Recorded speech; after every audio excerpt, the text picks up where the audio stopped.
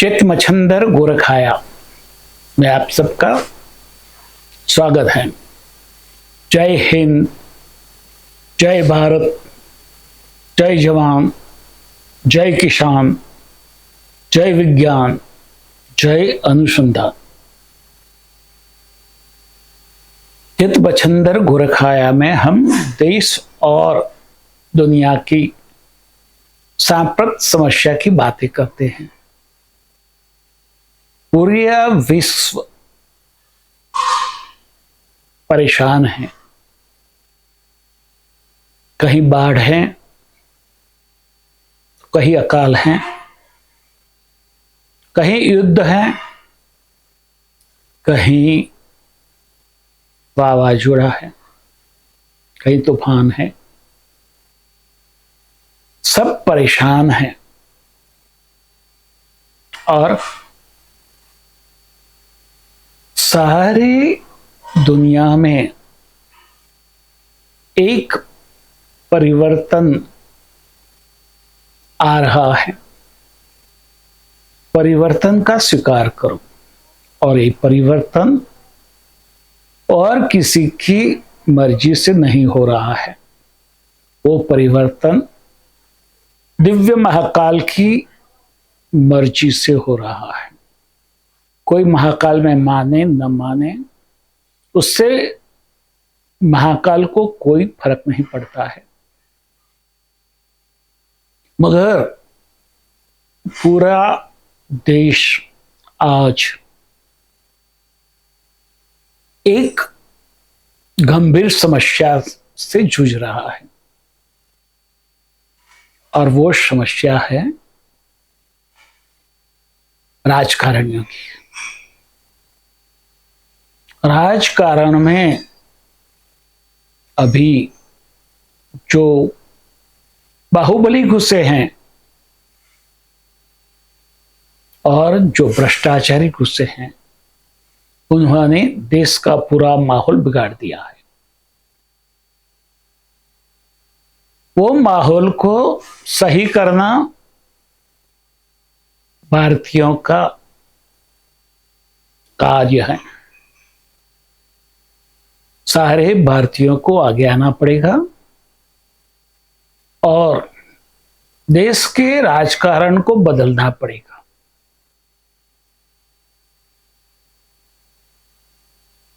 और सबसे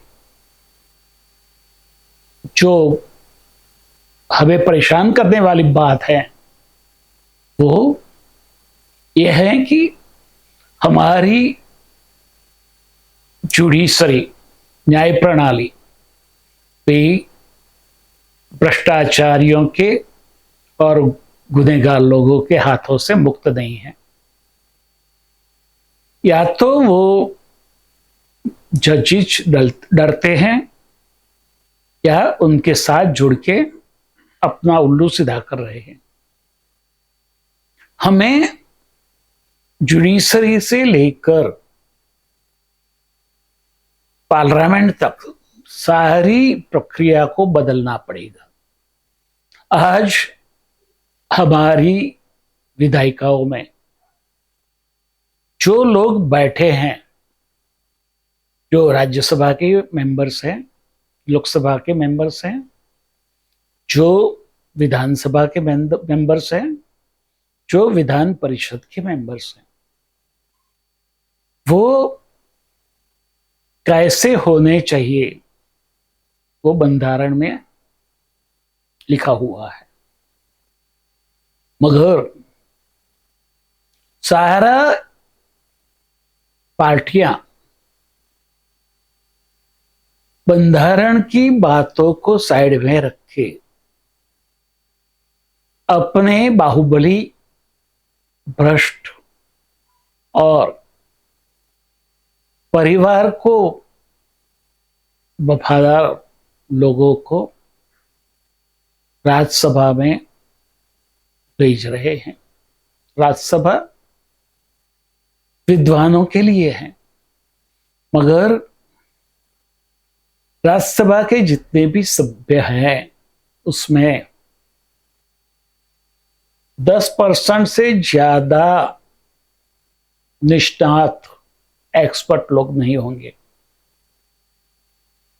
90% हारे हुए, भ्रष्ट और गुनाहित मानस वाले राजकारणी हैं। हमें हमारी राज्यसभा को उनके हाथों से मुक्त करना पड़ेगा। जुडिशरी भी कैसे बिहेव कर रही है वो भी हम देखते हैं। सामान्य लोगों को न्याय पाना नामुमकिन हो गया है। जिसकी लाठी उसकी भैंस। निचली अदालत से सुप्रीम कोर्ट तक यही चल रहा है। और सुप्रीम कोर्ट को और हाई कोर्ट को चंद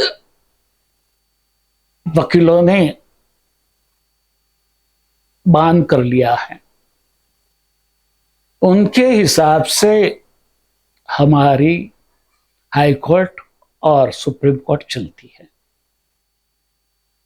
तो सामान्य लोगों को न्याय कहां से मिलेगा? हमें वो सिस्टम भी बदलनी पड़ेगी। और निचली अदालत, सेशन जज, उपली अदालत, उसमें तो जो चल रहा है उसकी बात ही हम नहीं कर सकते। वो जज जिस तरह से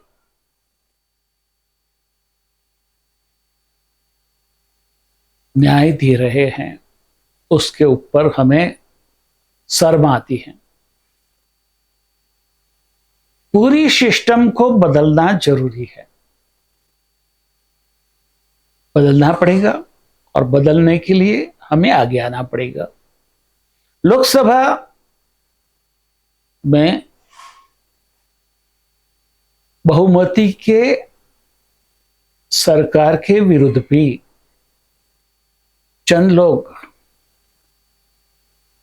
सरकार काम न कर पाए, इसलिए पार्लियामेंट में, लोकसभा में जो वर्तन कर रहे हैं, जिस तरह से काम कर रहे हैं, वो पूरे देश की गरिमा को गिराता है। वो संसद की गरिमा को गिराता है और संसद सभ्य की गरिमा को भी गिराता है।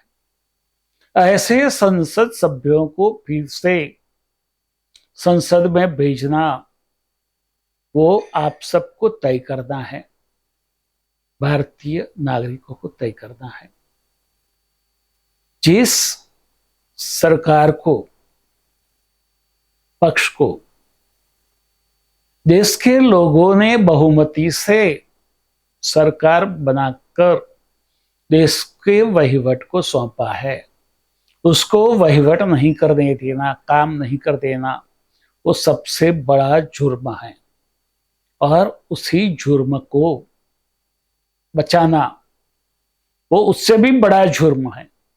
और हमारी सुप्रीम कोर्ट और हाई कोर्ट वही काम कर रही है। शर्म आती है ऐसे जजों के ऊपर कि हमारे देश में ऐसे जज हैं जो प्रजा के विरुद्ध काम कर रहे हैं। हमें जागना पड़ेगा, उठना पड़ेगा, घर से बाहर निकलना पड़ेगा और हमारे देश में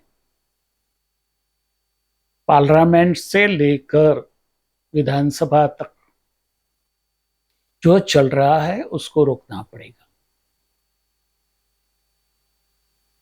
उसमें भी वहीवटी तंत्र में भी कई ऐसे लोग हैं जो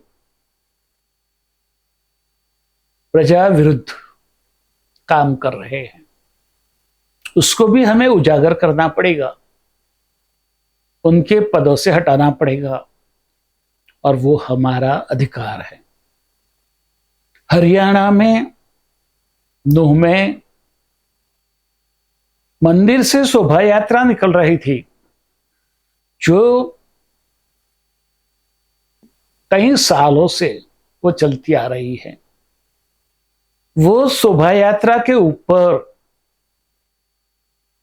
एक कौम के लोग आक्रमण करते हैं, उसको निशान बनाते हैं और बहन बेटियों की इज्जत लूटते हैं। और वो सब सरकार ने, पुलिस ने और हमारी न्यायतंत्र ने ऐसे ही मुख्य प्रेक्षक बन के देख लिया। क्या ऐसे ही चलेगा ये देश? जिसमें ऐसे ही चलेगा? मंदिर तोड़े जाते हैं और बदनाम हिंदुओं को किया जाता है। अरे भाई, ये देश हिंदुओं का है। मुस्लिमों के लिए पाकिस्तान बना था, बांग्लादेश बना था। आप यहां रहे तो आप हमारे छोटे भाई की तरह रहो, मगर हमारे ऊपर प्रेशर डाल के हमें आपके सामने खड़ा होने के लिए मजबूर मत करो। हम सहिष्णु हैं, सहिष्णुता से जिएंगे, जीने देंगे, मगर हमारी सहिष्णुता को कोई चैलेंज करेगा तो हम भी वो सहन नहीं कर लेंगे। उसके सामना करना हमारा कर्तव्य है। नूह में जो हुआ, वहां लोकल के सिवा राजस्थान से, यूपी से, दिल्ली से, हैदराबाद से, मुंबई से कई मवाली लोग आए और त्रासदी मचा के चले गए। सबसे बड़ी लानत है वहां के पुलिस तंत्र के ऊपर। उसके पास पूरी माहिती थी, फिर भी कोई स्टेप उन्होंने नहीं लिया। क्या वैसी पुलिस को रखने के लिए हमारे टैक्स के पैसे का उपयोग होगा? पुलिस की जिम्मेदारी तय की जाए और जो वहां सलामती बना के रखने के लिए, लॉ एंड ऑर्डर संभालने के लिए रखे गए थे, वो सबको अपनी नौकरी से निकाला जाए। वरना अभी तो इलेक्शन बाकी है, तब तक मैं खुलेआम कहता हूं कि भारतीय जनता पार्टी की सरकारें जो जो राज्य में हैं, वो सारे राज्य में हिंदुओं को टारगेट किया जाएगा।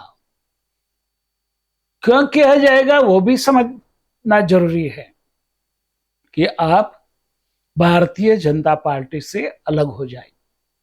कांग्रेस ने तो हमें छल से बहुत सारा नुकसान किया है, हिंदुओं की गरिमा को गिराया है और हमारे लिए ऐसे कानून बनाए जिससे हमारे हाथ पैर बंध गए। हमारे देश में ऐसे कानून हैं जो एक कौम को पूरी छूट देते हैं और दूसरी कौम के हाथ पैर बांध लेते हैं। ऐसे कानून बनाने वाली कांग्रेस इस देश में सत्ता पर वापस कैसे आ सकती है? कभी नहीं आ सकती। ये बात कांग्रेसी लोग भी समझ ले। राहुल गांधी से लेकर अधीर रंजन चौधरी तक सब लोग जानबूझकर झूठ बोलते हैं और लोगों को भ्रमित करने का प्रयत्न करते हैं। मगर समझ लो, प्रजा जागरूक हो गई है। आज देश की आजादी को 70 साल हो गए।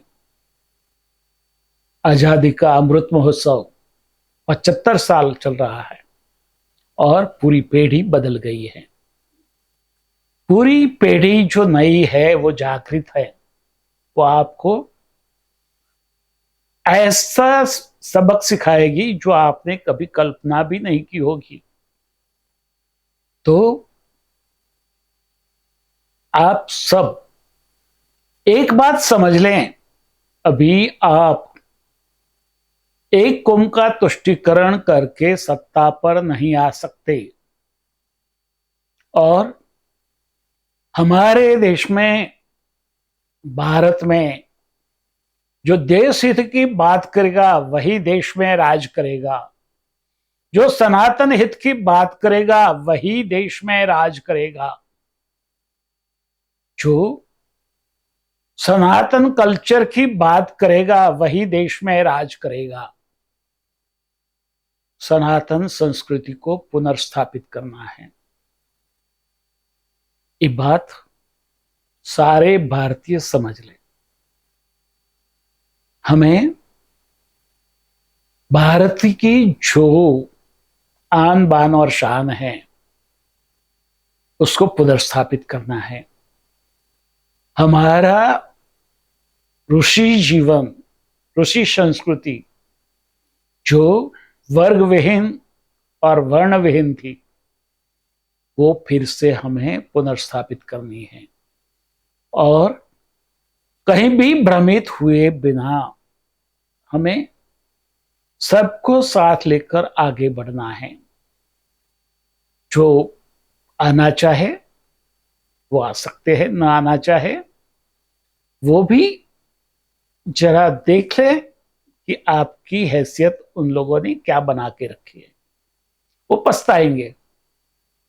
हमें भारतीय संस्कृति को बचाना है, भारत को बचाना है। और ये विपक्ष की नजर, आज की सरकार ने जो देश को 5वीं विश्व की बड़ी अर्थव्यवस्था बनाकर जो देश की तिजोरी भरी है, वो कैसे अपने घर में ले जाकर खाली कर दे। उसके लिए वो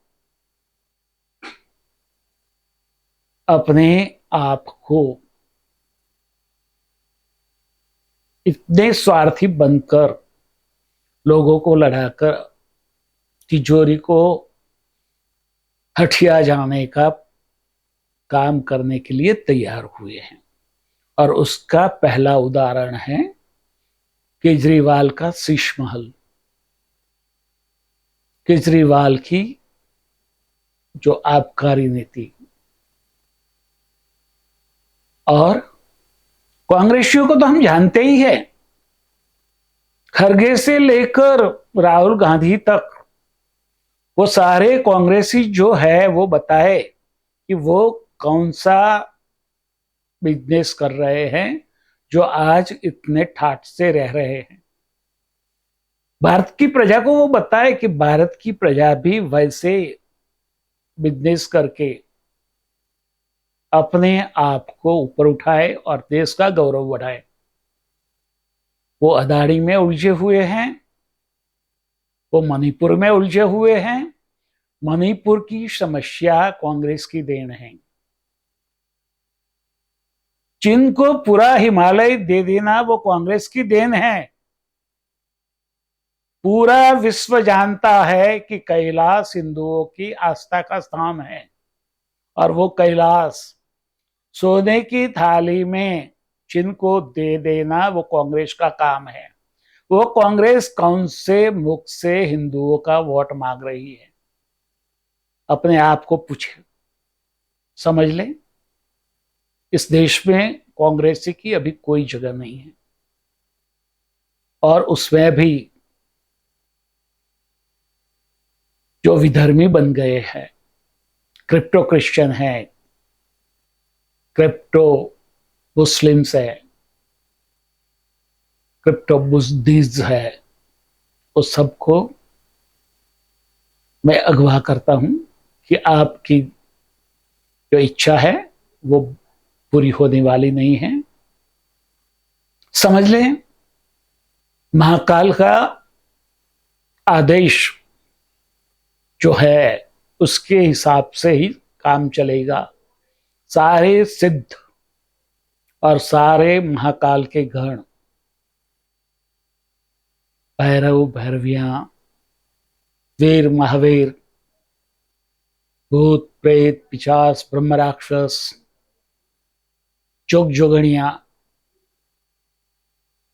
सब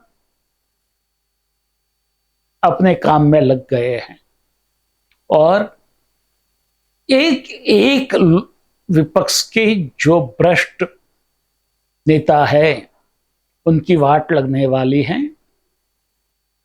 जरा देखते रहें, अपने आप को आप बचा नहीं पाएंगे, चाहे आप गांधी परिवार के कितने करीब भी न हो, इतनी बड़ी पोस्ट पर न हो, मगर आपको दंड मिलेगा ही मिलेगा और वो महाकाल का आदेश है। तथास्तु।